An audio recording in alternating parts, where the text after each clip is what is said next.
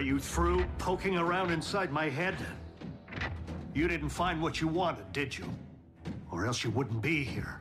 What I want apparently does not yet exist. And that would be? We would very much like for you to complete your work on the formula for synthetic energon.